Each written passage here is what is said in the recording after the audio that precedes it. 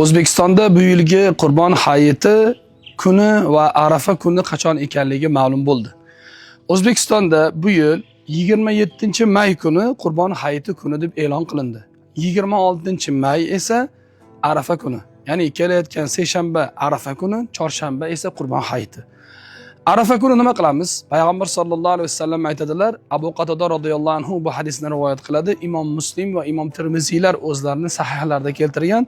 Rasululloh aytadilarki, "Siyamu yawmi Arafata ahtasibu alalloh ay yukaffira sanatallati qablahu va sanatallati ba'dahu."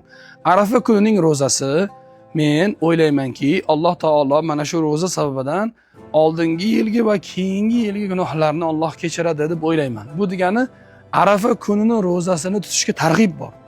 Bir yil oldingi va bir yil keyingi gunohlarimiz kechirilar ekan.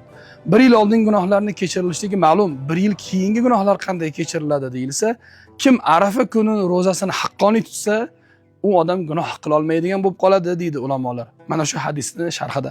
Shunday ekan, Arafa kuni 26-may kuni, 27-may kuni esa Qurbon hayiti kuni.